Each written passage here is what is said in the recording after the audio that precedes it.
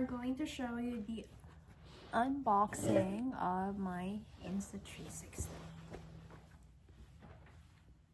Pa-open ako lang. Pero bago ang lahat, ito muna ang unboxing. Magiging proud si May sa akin ito. Pumunta kami ng isang food pantry. We tried. And ito yung mga nakuha namin. Sobrang bigat. So, kailangan mo lang sabihin yung ilan kayo. Then, maglilist ka lang ng name nyo doon sa paper. Then the ID. So, this is a frozen turkey. Oh, yeah, for ID? Yeah. Pinto beans. Usual. Mga $1 to $2 lang to. Yung ano ko, driver's license. We have some saltine.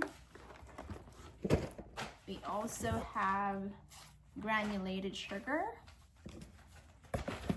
Meron ding mac and cheese. Parang ito common to. Para makabusog.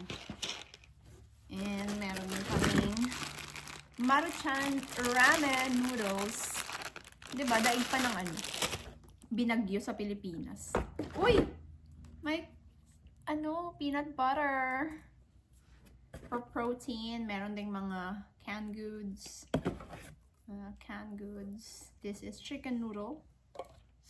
Then, may white potato. Pwede lagay ko to sa adobo.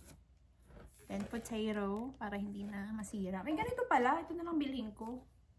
Mixed veggies. Corn muffin mix. Dami Uy, may luncheon meat. May chicken breast.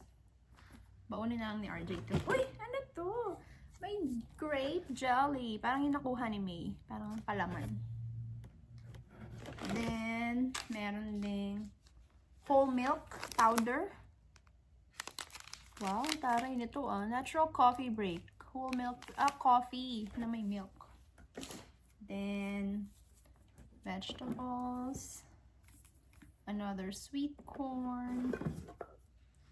Peaches. Kano rin to Sweet peas. This is beans. Nakain ni Wansha. And beans. So, meron mga ano to. 1, 2, 3, 4, 5, 6, 7, 8, 9, 10, 11, 12, 13, 14, 15, 16, 17. Siguro mga at least $30 per box.